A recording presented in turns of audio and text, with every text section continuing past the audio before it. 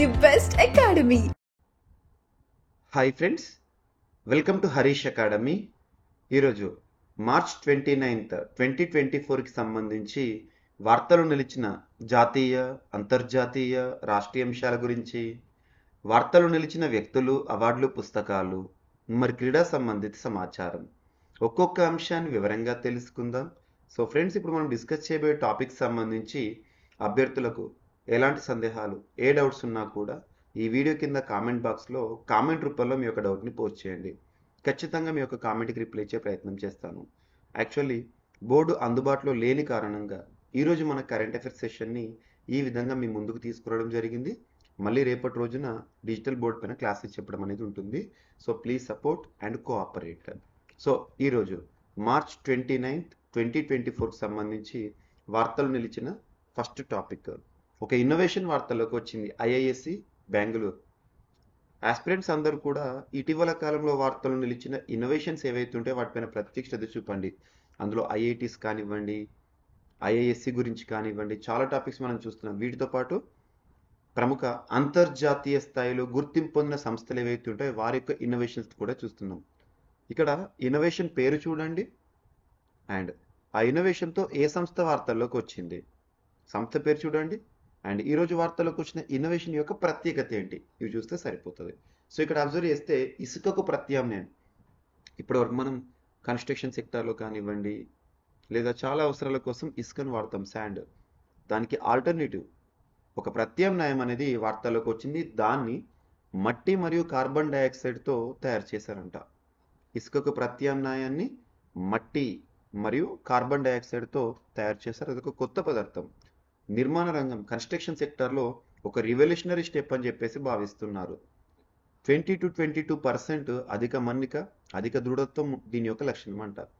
IISc Bengaluru శాస్త్రవేత్తల ఆవిష్కరణ, Indian institute of sciences Bengaluru శాస్త్రవేత్తలు వార్తలోకి రావడం జరిగింది. సో నిర్మాణ రంగం ఎదుర్కొంటున్న అతిపెద్ద సమస్యల్లో ఇసుక కొరత ఒకటి. ఏ ఇల్లు కట్టాలన్నా, ఏ గోడ పేర్చాలన్నా కూడా ఇసుక అవసరం అనేది ఉంటుంది. ఈ నేపథ్యంలో బెంగళూరులోని ఇండియన్ ఇన్స్టిట్యూట్ ఆఫ్ సైన్సెస్ శాస్త్రవేత్తలు అద్భుత ఆవిష్కరణ చేశారు. కార్బన్ డైఆక్సైడ్ను వినియోగించి కొత్త పదార్థాన్ని అభివృద్ధి చేయడం జరిగింది. గుర్తుపెట్టుకోండి. సో ఇది అధిక మన్నిక, దృఢత్వం అనేది దీని యొక్క ప్రత్యేకతనంట. ఓకేనా? సో ఇదొకటి మనకి ఇటువంటి ఇన్నోవేషన్స్ వార్తల్లోకి వస్తే ఖచ్చితంగా చూడండి. అండ్ నెక్స్ట్ 2029లో మనం సమయాన్ని మార్చుకునే అవసరం ఉందా? సమయం కమని మనందరికీ తెలుసు, భూమి తిరగడం పైన మన సమయం అనేది ఆధారపడుతూ ఉంటుంది. సో ఇక్కడ అబ్జర్వ్ చేస్తే పోల్స్ అనేవి కరిగిపోవడం అనేది ఇక్కడ మ్యాటర్. అమెరికా పరిశోధకులు చేసిన పరిశోధన ఏంటో చూడండి. గ్లోబల్ వార్మింగ్ అంటే ఏంటి? భూతాపం లేదా భూమి వేడెక్కడం, భూగోళం వేడెక్కడం, దానివల్ల వాతావరణ మార్పు జరుగుతుంది. సో గ్లోబల్ వార్మింగ్ ప్రభావం సమయం పైన కూడా పడుతోందని అమెరికా శాస్త్రవేత్తలు రీసెంట్గా వాళ్ళ పరిశోధన ద్వారా వెల్లడించారు. గ్లోబల్ వార్మింగ్ కారణంగా ధ్రువపు మంచు కరుగుతున్నదని, దీనివల్ల భూమి తిరిగే వేగంలో హెచ్చుతగ్గులు ఏర్పడుతున్నాయని, దీని ప్రభావం సమయాన్ని లెక్కించడంపై కూడా పడుతుందని శాస్త్రవేత్తలు చెప్తున్నారు. ఏ శాస్త్రవేత్తలు? అమెరికా శాస్త్రవేత్తలు. ఇన్స్టిట్యూట్ పేరు గుర్తుంచుకోండి, యూనివర్సిటీ ఆఫ్ కాలిఫోర్నియా శాండియాగోలోని స్క్రిప్స్ ఇన్స్టిట్యూట్ ఆఫ్ ఓషియానోగ్రఫీకి చెందిన పరిశోధకులు చేసిన అంశం ఇది. ఓకేనా? సో దీనిని నెగటివ్ లీప్ సెకండ్ అని అంటారంట. ఓకేనా? అండ్ ఐక్యరాజ్య సమితి శాంతి పరిరక్షకుల నేరాలపై డేటాబేస్ని ప్రారంభించింది భారతదేశం. శాంతి పరిరక్షకులు అంటే పీస్ కీపర్స్, వారి నేరాలకు సంబంధించి ఐక్యరాజ్య సమితి శాంతి పరిరక్షకులపై నమోదైన నేరాల నిక్షిప్తానికి, సదరు నిందితుల విచారణలో పురోగతిని పర్యవేక్షించడానికి భారతదేశం కొత్త డేటాబేస్ను రూపొందించిందని ఐక్యరాజ్య సమితి భారత ప్రతినిధి రుచిరా కంబోజ్ గారు గురువారం రోజున తెలిపారు. భారత్ నేతృత్వంలోని గ్రూప్ ఆఫ్ ఫ్రెండ్స్ ఉన్నత స్థాయి సమావేశం ఇటీవల జరిగింది. ఆ సందర్భంగా ఈ డేటాబేస్ ప్రారంభాన్ని ప్రకటించినట్లు వెల్లడించడం జరిగింది. గుర్తుంచుకోండి, 2022లో ఐక్యరాజ్య సమితి భద్రతా మండలికి భారత అధ్యక్షతను వహించిన సమయంలో శాంతి పరిరక్షకులకు వ్యతిరేకంగా జరిగే నేరాలపై జవాబుదారీతనాన్ని ప్రోత్సహించడానికి ఈ డేటాబేస్ ఏదైతే దానికి సంబంధించిన అంశాన్ని ప్రారంభించింది భారత్. అండ్ సో నిన్నటి క్లాస్లో కూడా మనం డిస్కస్ చేసాము ఉపాధి అవకాశాలకు సంబంధించి అని చెప్పేసి. మరొకసారి ఆ, ఆ నివేదికకు సంబంధించి కొనసాగింపు. భారత ఉపాధి నివేదిక 2024 రీసెంట్గా ఐఎల్ఓ ఇంటర్నేషనల్ లేబర్ ఆర్గనైజేషన్ వారికి సంబంధించిన ఒక నివేదిక. సో ఇందులో ఏం చెప్తున్నాను, తగ్గిపోతున్న యువ జనాభా. దక్షిణాది రాష్ట్రాల్లోనే అత్యధికంగా యువ జనాభా తగ్గిపోతున్నారంట. తెలంగాణ యువతలో నిరుద్యోగ రేట్ అనేది 21.71% ఉందని చెప్పేసి నివేదిక చెప్తుంది. అదేంటో చూద్దాం. ఐఎల్ఓ భారత ఉపాధి నివేదిక. దేశాభివృద్ధిలో కీలకమైన యువ జనాభా దక్షిణాది రాష్ట్రాల్లో రానున్న రోజుల్లో భారీగా తగ్గుతోందని అంతర్జాతీయ నివేదిక చెప్పింది. ఆ నివేదిక పేరు భారత ఉపాధి నివేదిక.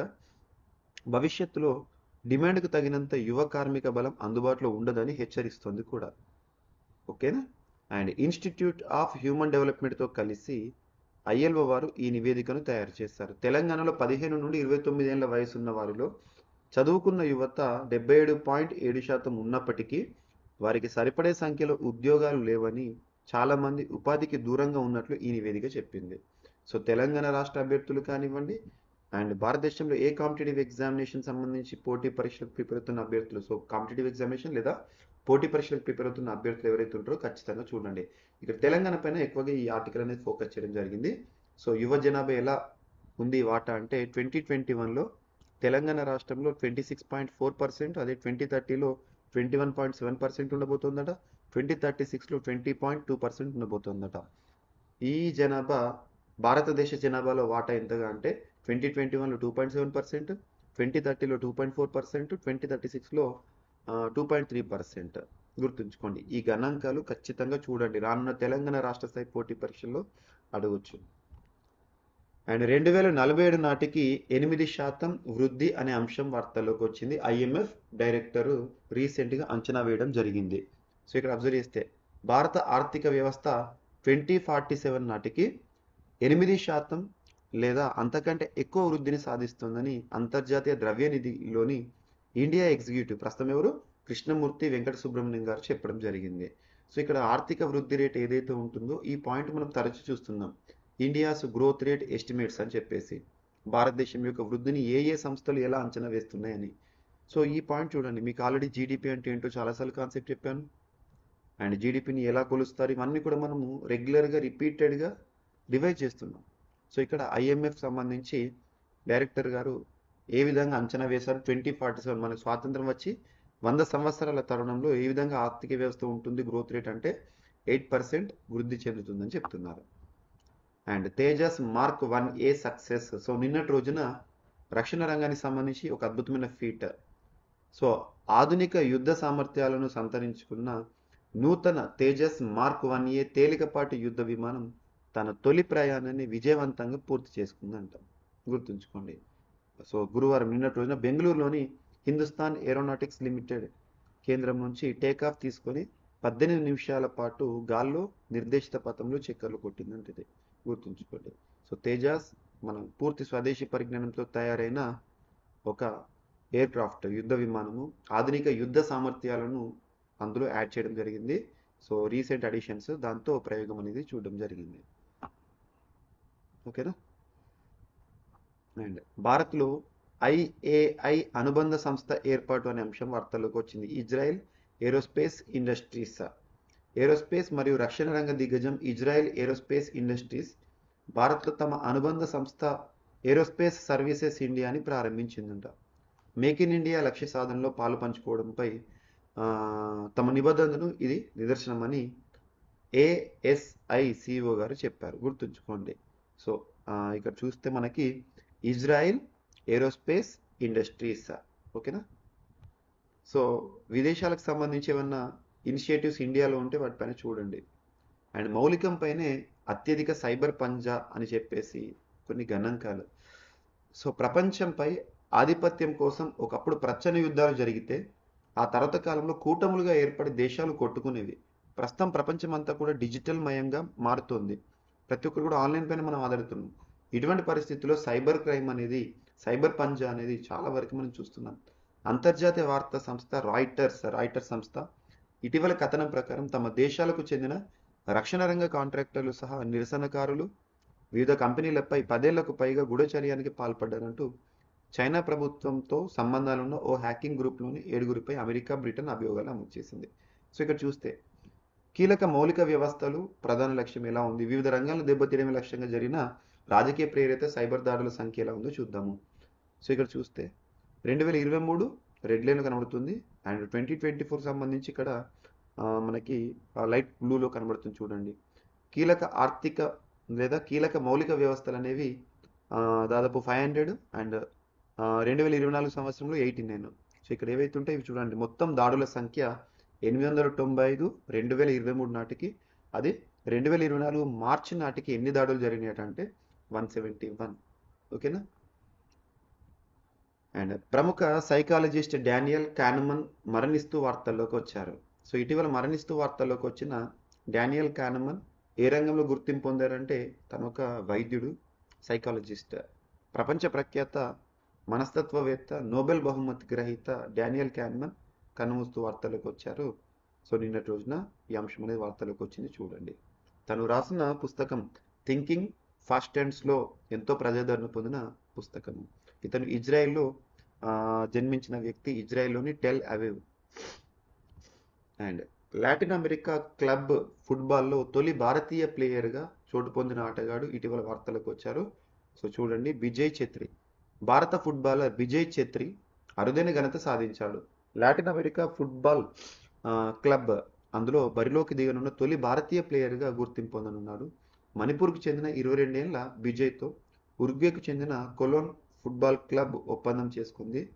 ఇంకా భారత సీనియర్ జట్టుకు ఆడని విజయ్ 2016లో షిల్లాంగ్లో లాజోంగ్ క్లబ్ తరపున అరంగేట్రం చేశారు. ప్రస్తుతం ఇండియన్ సూపర్ లీగ్లో చెన్నై ఎఫ్సి తరపున ఆడుతున్నాడు.